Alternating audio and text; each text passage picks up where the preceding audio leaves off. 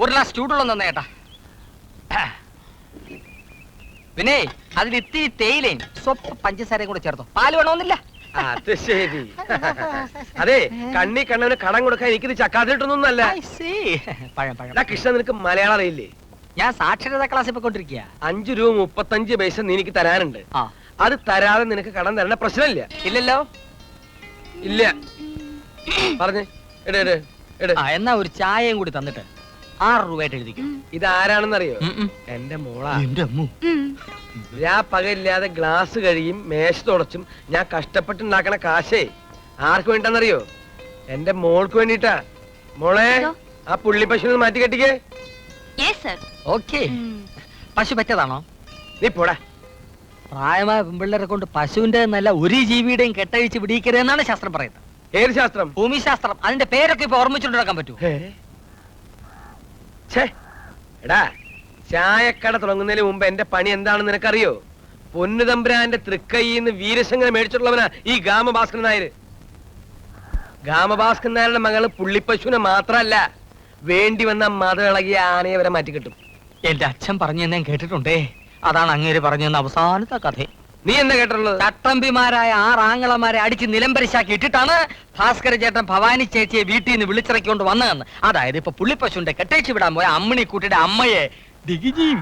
ഞാൻ പോട്ടെ. നീ അങ്ങനെ പോണ്ട. പഴോ കാപ്പിയോ ചായയോ പപ്പടോ ഒക്കെ കഴിച്ചിട്ട് പോയാ മതി. എന്തൊരു നെഞ്ചേര്. നിങ്ങളൊന്ന് നോക്ക്. ഗാമ ഭാസ്കരൻ നായർ എന്ന് പറഞ്ഞ അക്കാലത്ത് വെള്ളക്കാരായ ഗുസ്തിക്കാർ വരെ വിറയ്ക്കും. നീഗ്രോകള് നടുങ്ങും, അറബികൾ കിടുങ്ങും. ഇതായിട്ട് ആവശ്യത്തിന് ഇതിലുണ്ട്, കഴിച്ചോ. പഴം തലയിലുണ്ട്. തലയിലോ? മേലെ. പൊങ്കംവാസ് കട തുടങ്ങിയ എന്റെ സിഗ്നലാ. ഇപ്പൊ ഇങ്ങനെയും പൊങ്ങച്ചൻ പറയുന്നു ഒരുത്തൻ. അതങ്ങനെ അല്പന ഐശ്വര്യം കിട്ടി അർദ്ധരാത്രിക്ക് കൊട പിടിക്കും. ഇതുപോലെ ഇന്നലത്തെ ചട്നി ഇരിപ്പുണ്ട്, കുറച്ച് ഒഴിക്കട്ടെ ഞാൻ. പുട്ടിന് ചട്നി ഒന്നും വേണ്ടേ ചേട്ടെ? ഒന്ന് പോയാട്ടെ, ഞാനൊന്ന് കഴിച്ചോട്ടെ.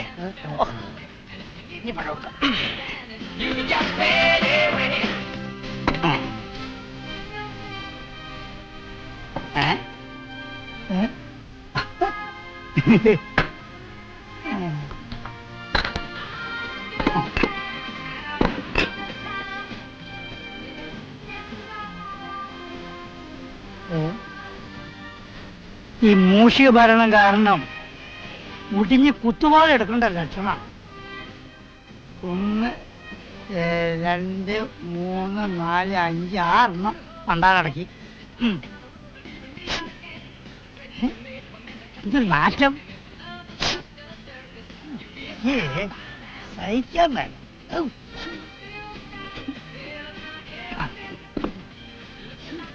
എന്തൊരു നാറ്റം. അത് ഏറ്റവും മറ്റതിന് പോയോ?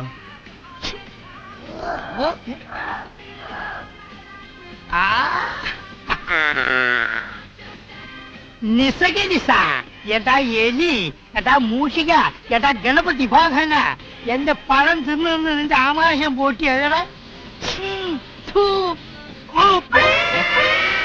എടാ എന്ത് തെമ്മാടത്തിലാണ് കാണിച്ചത്? എലി മൂഷിക, ഞാൻ എലിയെ എടുത്ത് എറിഞ്ഞപ്പോഴാണ് റപ്പായി മാപ്പിള പുലിയെ പോലെ ഇങ്ങോട്ട് വരുന്നത്. റപ്പായി മാപ്പിള, ഞാൻ ആനയൊന്നും എടുത്തെറിഞ്ഞില്ലല്ലോ. ചേച്ചി അല്ല ചേച്ചി. ചിരിക്കാതെ കുറെ കാശ് കിട്ടിയതിന്റെ അഹങ്കാരം കുറച്ച് കൂടുന്നുണ്ട്. അതൊക്കെ വേണം. ഈ എലിയുടെ ഏറ് കൊള്ളുന്നത് ഭയങ്കര ഭാഗ്യമാണെന്ന ബോംബെയിലുള്ളവരുടെ വിശ്വാസം. കാരണം അവൻ ഗണപതിയുടെ വാഹനമാണല്ലോ. അതങ്ങ് ബോംബെയില്, ഇവിടെ വേണ്ട. നീ വാടക കാശിങ് എടുക്ക്. അതേ, ഞാൻ കൊടുക്കേണ്ടവരെടുത്ത് കൊടുത്തോളാം. ഇനി മുതൽ നിന്റെ കയ്യിൽ നിന്ന് വാടക വാങ്ങാൻ മഹേശ്വരൻ പിള്ള എന്നെയാണ് ചുമതലപ്പെടുത്തിയിരിക്കുന്നത്. അതിനെന്താ തരാലോ.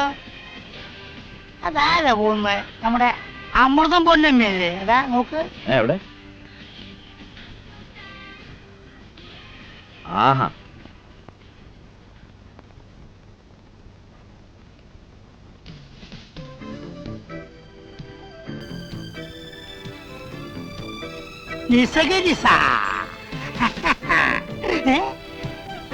വഴക്കിന് പോയോ? എന്നാലും വാടക കൊടുക്കേണ്ട ആവശ്യമില്ലല്ലോ. അനന്താ, ഗുരുവിനെ മനസ്സിൽ ധ്യാനിച്ചോ? വളച്ചോ കാലൂത്തി നിൽക്കല്ലേ. ബ്രേക്ക് പിടിക്കാൻ ശ്രമിക്കണ്ട. ബ്രേക്ക് ഇല്ല, അത് ഇളക്കി മാറ്റി പഠിക്കും. വളച്ചോ വളച്ചോ വളച്ചോ വളച്ചോ മുണ്ടെടുത്ത് കൊടുക്കും അയ്യേ ആ വളച്ചോ വളച്ചോ പാൽക്കുപ്പിക്കും എല്ലാം പറ്റും അമ്മണിക്കുട്ടിയെ അല്ല ഇതിപ്പോ അമ്മിണിക്കുട്ടിയുടെ ദേഹത്ത് തന്നെ ഇടിച്ചത് നന്നായി. അന്യരാരെങ്കിലും ആയിരുന്നെങ്കിൽ എന്താ അതിനെ കഥ? കഥ എന്താകാൻ, എഴുന്നേറ്റ് നമ്മുടെ കഥ കഴിക്കും. എന്താ എന്താ അമ്മേ, അമ്മണിക്കുട്ടി വെള്ളവുമായിട്ട് പാലുമായിട്ട് വന്ന് സൈക്കിളിൽ ഇടിച്ചു. എന്നെ കൊണ്ട് ഇടിച്ചതാണമ്മേ. ഇത് കണ്ടോ, പാല് പകുതിയും കളഞ്ഞു. അല്ലെങ്കിലും പകുതി പാലും പകുതി വെള്ളവുമാ. എന്നാലേ നാളെ വന്ന് വേറെ എവിടെ വാങ്ങിച്ചാ മതി. അവൻ തമാശ പറഞ്ഞതല്ലേ മോളെ, മോക്ക് വല്ലതും പറ്റിയോ? ഇല്ലമ്മേ, തമാശ കുറച്ച് കൂടുന്നുണ്ട്. മോള് വാ.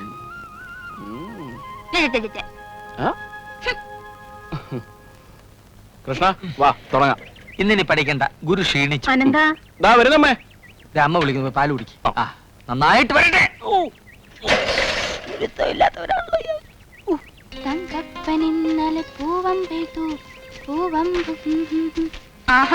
ടൈപ്പ് പഠിക്കാൻ പോവാണല്ലേ? ഞാൻ അറിഞ്ഞു. ഈ വെയിലത്ത് ഒത്തിരി നടക്കണോടി. എന്നാലെന്താ, നല്ല ജോലി കിട്ടില്ലേ? ഇന്ന് പോരുമ്പോ എന്റെ പേരൊന്ന് ടൈപ്പ് ചെയ്തോണ്ട് വരുവടി. അനന്തേട്ടന്റെ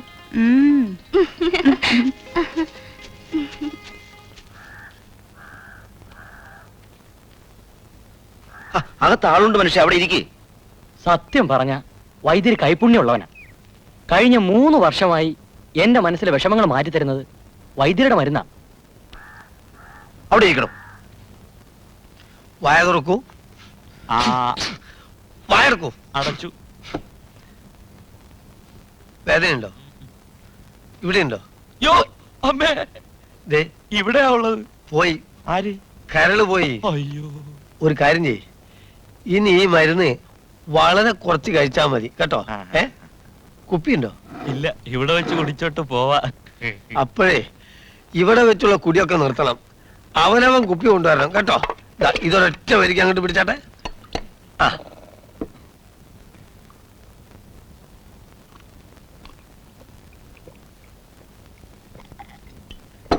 എങ്ങനെയുണ്ട്? ഇതാണ് കൈപ്പുണ്യം. കൈപ്പുണ്യം എന്ന് പറഞ്ഞേ. അതെനിക്ക് സ്ഥലം കാര്യാക്ക്. നെക്സ്റ്റ്, അടുത്ത ആള് വാ. ഒരു സിഗരറ്റ് തന്നെ. നമ്മളെ നമ്പൂരി മാഷുണ്ടോ അവിടെ? ഇല്ല, ഇതേത് മാഷക്ക? മാഷികല്ല, എനിക്ക് തന്നെ. നിസകരിസ മുതൽപ്പാലിന്റെ മണം മാറിയില്ലല്ലോടാ. അതിന് മുമ്പ് സിഗരറ്റോ? നിസ്സകരിസാ. ഉറങ്ങിയോ? ഇല്ല, നീ ഉറങ്ങിയ? ഞാനിങ്ങനെ ഓരോന്ന് ആലോചിക്കായിരുന്നു. ആരെ പറ്റി? നമ്മുടെ മോളെ പറ്റി തന്നെ. അതൊക്കെ നടക്കേണ്ട സമയത്ത് നടക്കും.